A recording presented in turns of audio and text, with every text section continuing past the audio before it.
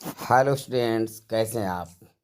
Annual exam सभी स्कूलों में बस शुरू होने वाले हैं, तो इसी के मद्देनज़र मैं आज क्लास 8th के हिस्ट्री से कुछ मोस्ट इम्पोर्टेंट एमसीक्यूज पर ये वीडियो बना रहा हूँ। हमें उम्मीद है आपको ये वीडियो काफ़ी पसंद आएगा और परीक्षा में इससे काफ़ी अच्छे क्वेश्चन भी आ सकते हैं। तो प्लीज़, अगर आप हमारे चैनल पे नए हैं तो इसे सब्सक्राइब कर लें। तो आइए शुरू करते हैं। मैं हूं सुनील आनंद सर और आनंद सर एसएसटी पॉइंट में आपका स्वागत है।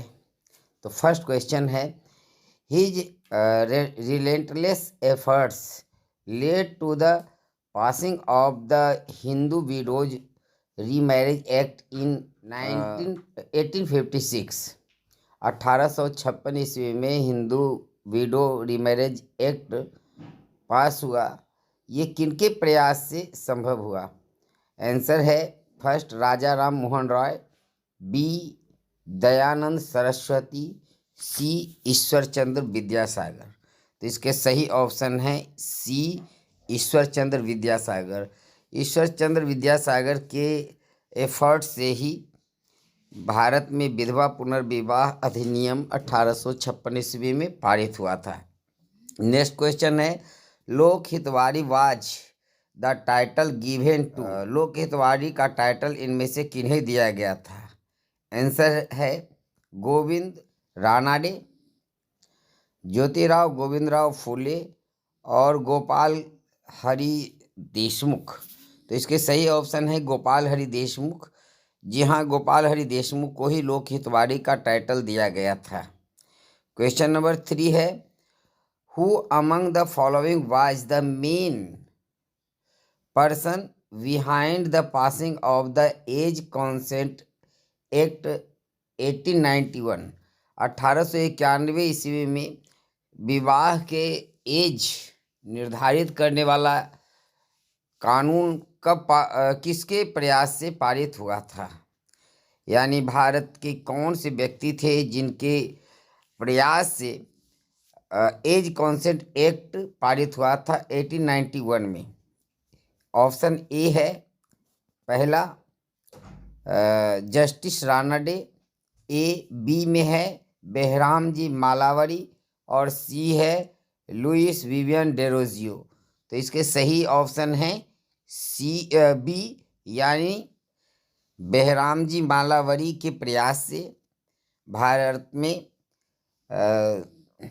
1891 ईस्वी में the age of consent act पारित हुआ था।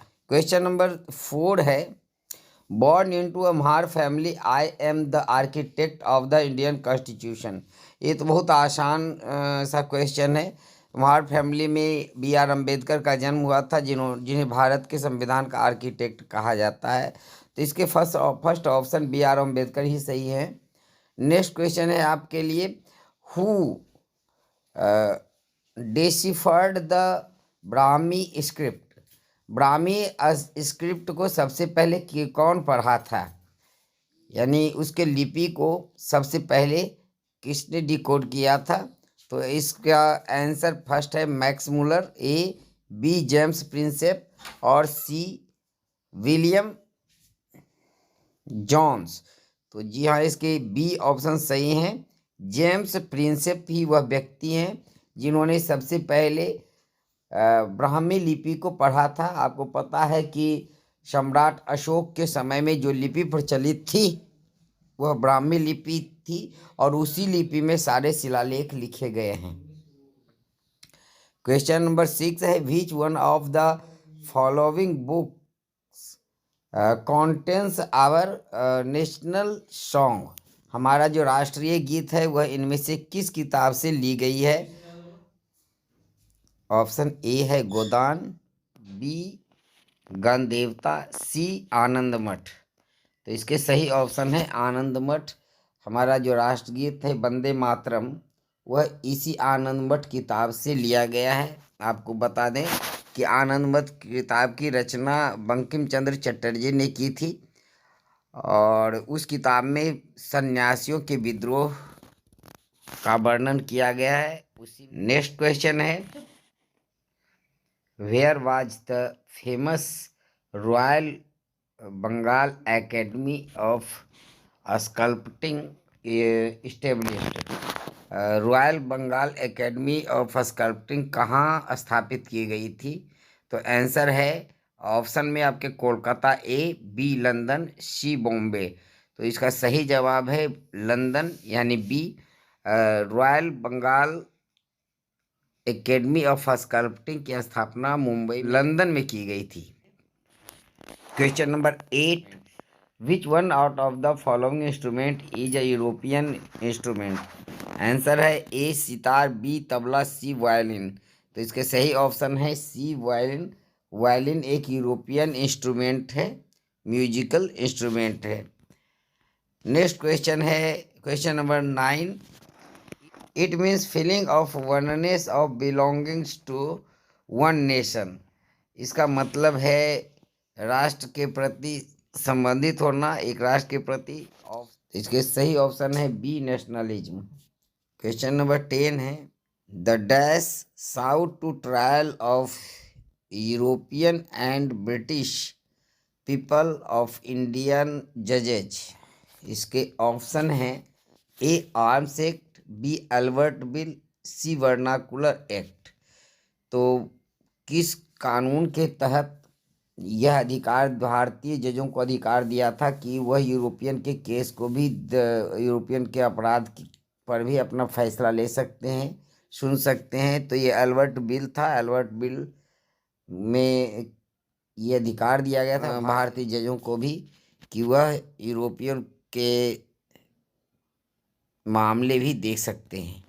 क्वेश्चन है 11, which one out of the following organisations supported the partition of Bengal?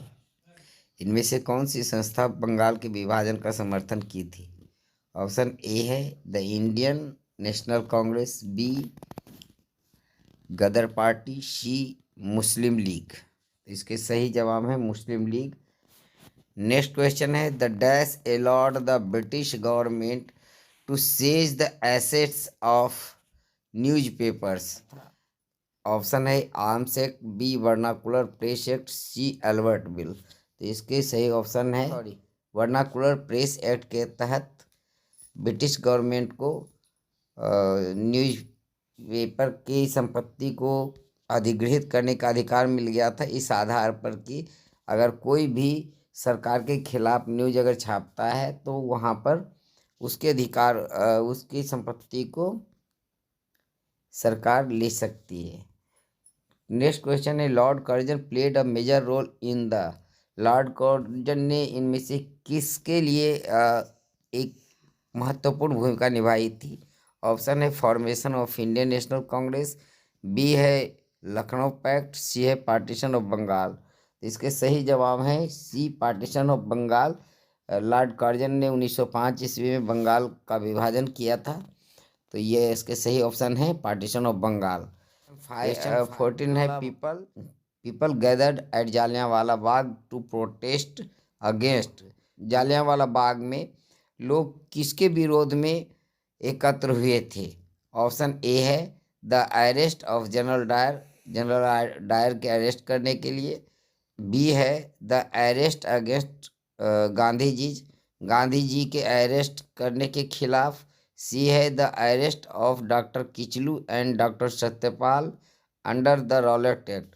Rowlatt act के तहत डॉक्टर किचलू और डॉक्टर सत्यपाल को गिरफ्तार करने के खिलाफ। तो इसके सही जवाब यही है सी, डॉक्टर किचलू और डॉक्टर सत्यपाल को रॉलेट एक्ट के कानून के तहत गिरफ्तार किया गया था और इसी के खिलाफ में वहाँ पर जालियांवाला बाग में लोग एकत्र हुए थे।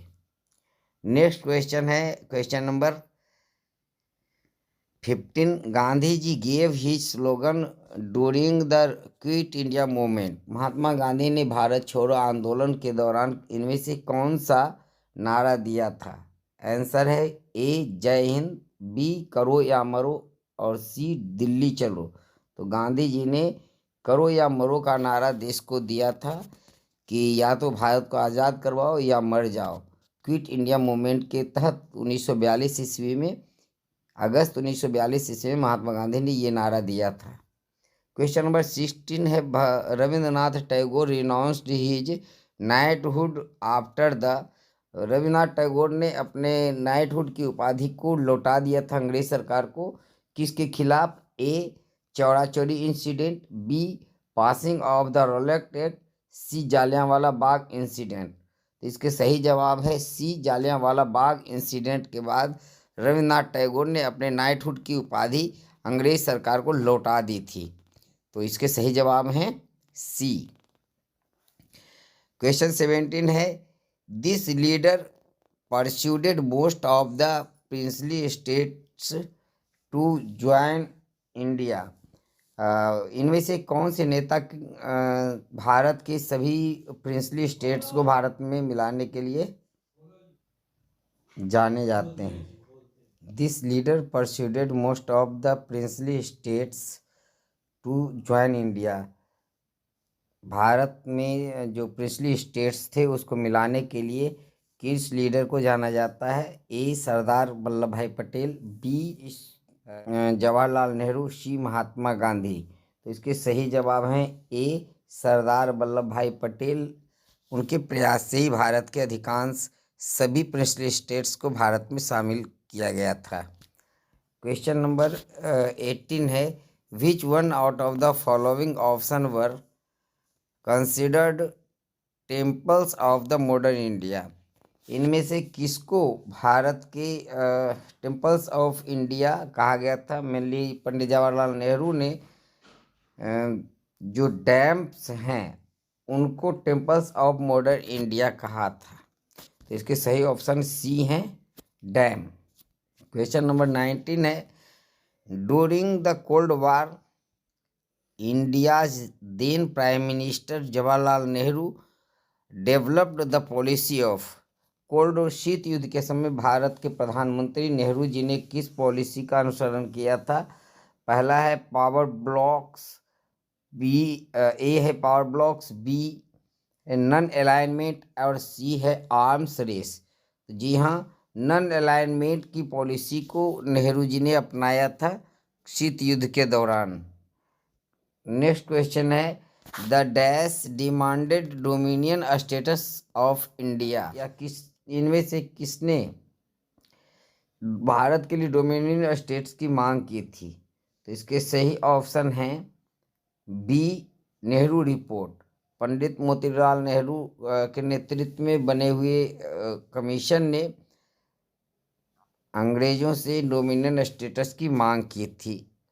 तो ये थे कुछ बहुत ही महत्वपूर्ण MCQ टाइप क्वेश्चंस, और इसमें से अधिकांश क्वेश्चन आपके एग्ज़ाम में आ सकते हैं। तो आपके लिए ये वीडियो काफ़ी महत्वपूर्ण साबित हो सकता है। Thank you for watching.